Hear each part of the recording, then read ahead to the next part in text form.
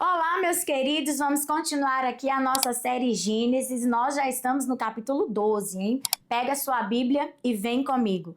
Capítulo 12 de Gênesis é um capítulo lindo. Eu chamo de o chamado e a promessa, a jornada de Abrão. Aqui ele ainda era Abrão, não tinha Deus ainda mudado seu nome, ele ainda não tinha feito tudo o que Deus gostaria que ele fizesse, mas nós vamos chegar lá.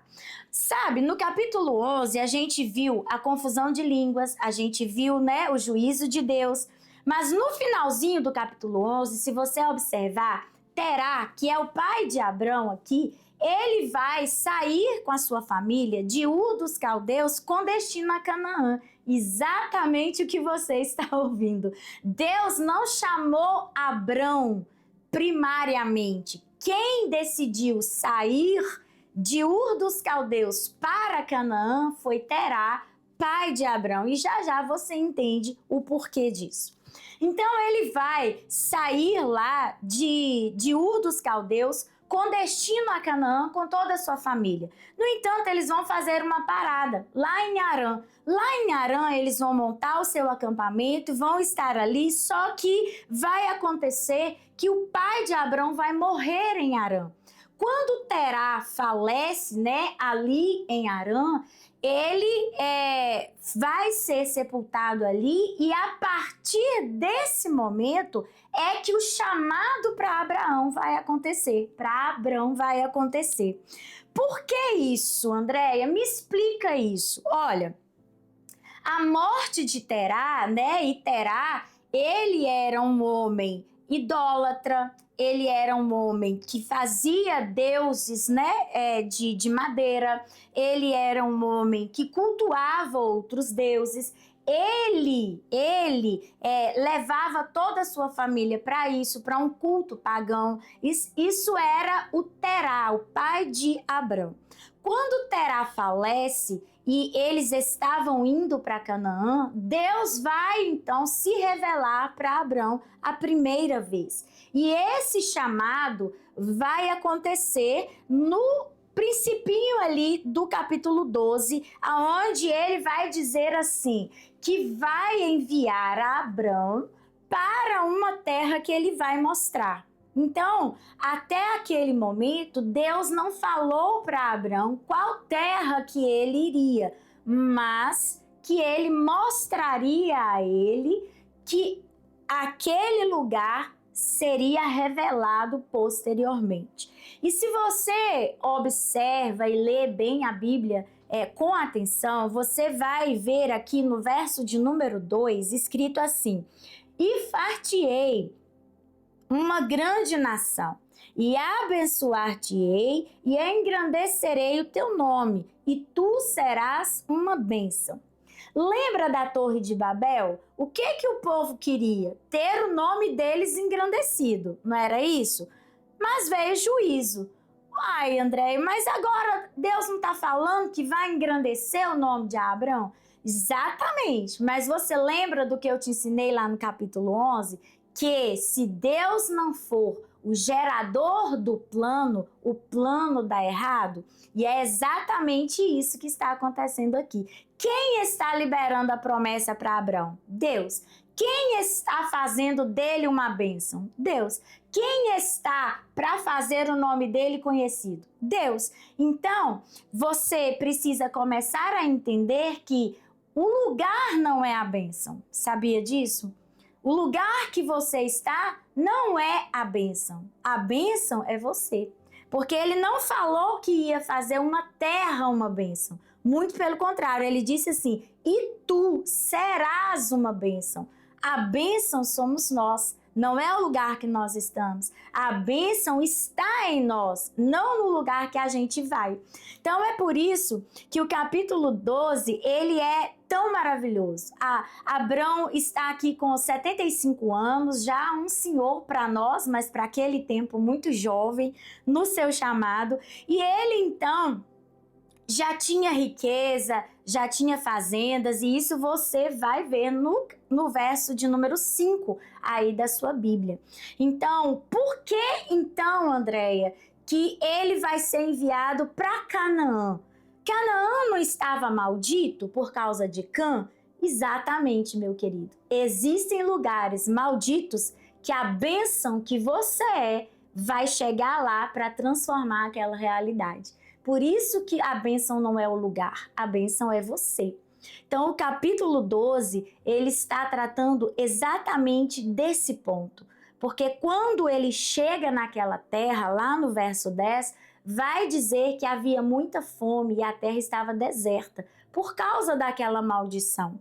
Mas quando você entende o que Deus quer fazer, você vai entender que você vai para alguns lugares para ser o abençoador daqueles lugares. E era isso que Deus estava fazendo aqui com o seu servo Abrão.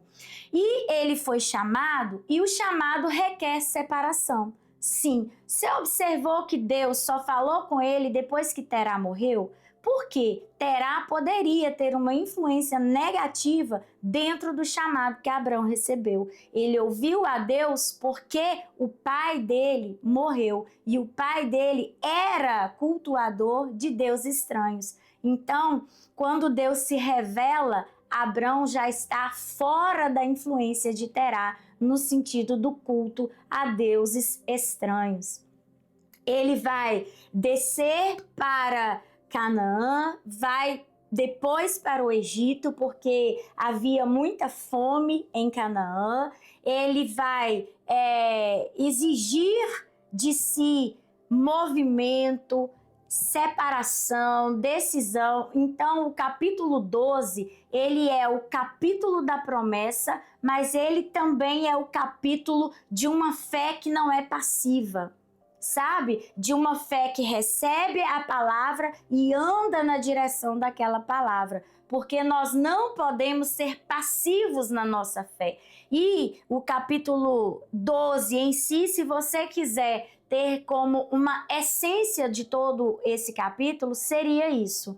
Fé exige movimento.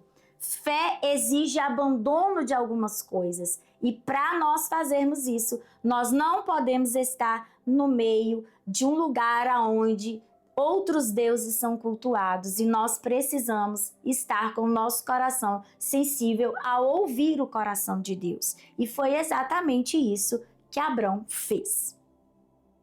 Olha, não esquece, vai aí ativar as notificações, coloca seus comentários aqui nos vídeos, traz a sua dúvida, não deixa de me falar se você está entendendo bem o que a gente está te explicando aqui, tá bom? E nós vamos seguir em frente, vamos lá para o capítulo 13. Agora sim, ele volta do Egito, Abrão está voltando do Egito, está indo agora ele rumo a Canaã. Observa comigo o verso número 2 do capítulo 13, vai falar assim, ó. E ia Abrão muito rico em gado, em prata e em ouro. Veja que ele já era rico quando ele sai de Ur dos Caldeus, ele continua a fazer seu comércio por onde ele passa e essa riqueza vai só aumentando. Para que, André, é isso? Porque ele é a bênção que Canaã está esperando. Então ele vai chegar naquela terra com toda a sua riqueza, com tudo que ele possuía, com todo o seu gado, para fazer aquela terra ali prosperar. Interessante que quando a gente olha para o versículo 13, ele está acompanhado do seu sobrinho Ló, né? Ló vai junto com ele e é engraçado que no verso de número 6 está escrito assim, olha, e não tinha capacidade a terra para poderem habitar juntos, porque a sua fazenda era muita, de maneira que não podiam habitar juntos. Olha isso, Abrão era tão rico que quando ele chegou na terra que Deus havia prometido, a terra não suportava ele e Ló. O que isso quer dizer, Andréia? Quer dizer que a bênção que está sobre você é tão grande que quando Deus te enviar, você não vai poder levar ninguém com você. É você e você. Então aqui nós estamos entendendo que a promessa foi para quem? Para Abrão. A terra foi prometida para quem? Para Abraão. Ló poderia estar lá junto nessa promessa, pegando carona na bênção? Você já viu os irmãos que gostam de pegar carona na bênção? Exatamente, essa pessoa aqui é Ló. E aí Deus vai fazer o quê? Vai separar os dois. Por quê? Porque aquilo que Deus promete para uma pessoa é prometido para ela. E ninguém vai entrar dentro daquilo que Deus prometeu para você. Eles vão poder usufruir?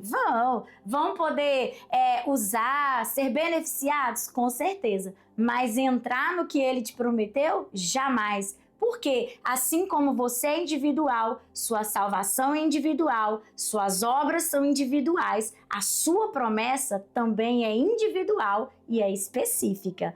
Não é lindo o capítulo 13 de Gênesis? Eu gosto demais de aprender essas coisas e também dizer para você o seguinte: quem confia em Deus não disputa, recebe por herança.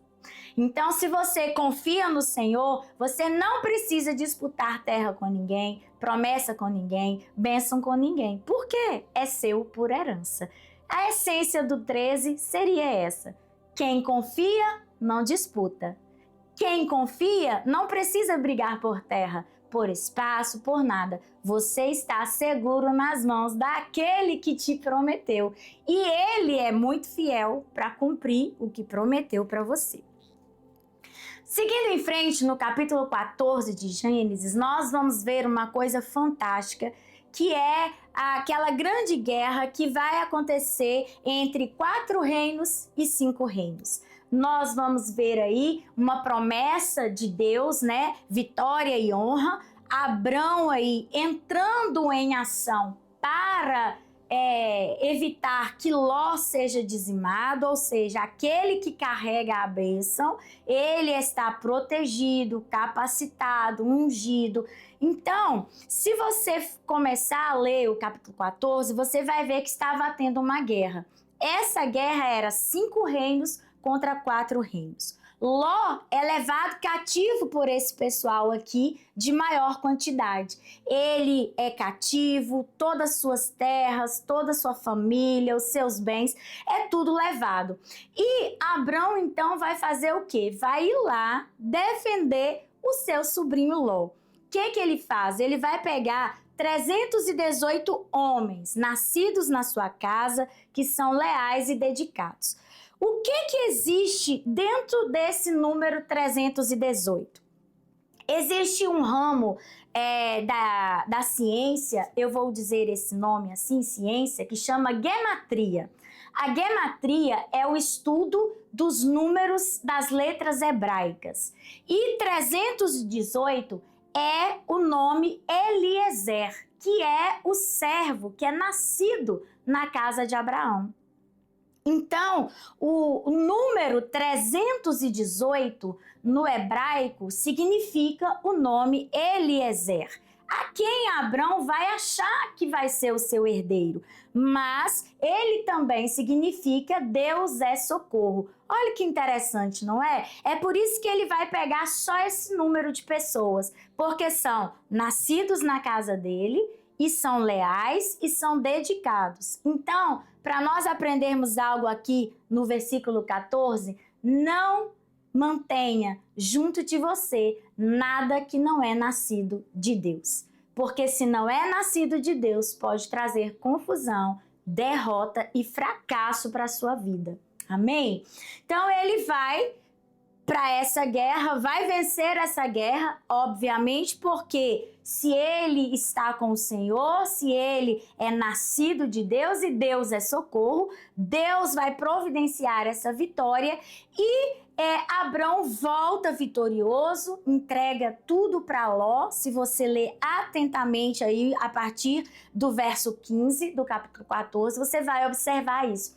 Agora, o mais interessante é que no retorno dessa guerra, ele vai encontrar com Melquisedeque, uma figura emblemática, mística, né? Que ninguém sabe de onde veio e para onde vai, e não tem genealogia, não é contado, ninguém sabe de onde que ele veio. Ele vai encontrar com Abrão E esse encontro vai render aí que Abrão entrega para ele os dízimos, ou seja, o despojo daquela guerra, que era uma prática comum daquele tempo, daquela época, e era normal que os reis viessem encontrar com os generais de guerra para oferecer pão e vinho depois da vitória e da batalha conquistada. Então, esse encontro acontece, Abrão entrega o dízimo a ele traz pão e vinho para ele, e isso aqui simboliza também o evangelho, né? Pão e vinho estão simbolizando, tipificando a presença do Cristo, a presença de Jesus, e a entrega dele está tipificando a nossa rendição àquilo que Jesus vem fazer por nós quando ele vem ao nosso socorro. É por isso que ele, em gratidão, entrega os despojos dessa guerra. E o capítulo 14, eu fiz uma anotação aqui que eu quero dividir ela com você, tá? Assim, olha, a bênção flui na medida da honra. Mas que honra é essa? É honra em dinheiro? É honra em coisa? Não. É honra por você entender aquilo que você recebeu de Deus.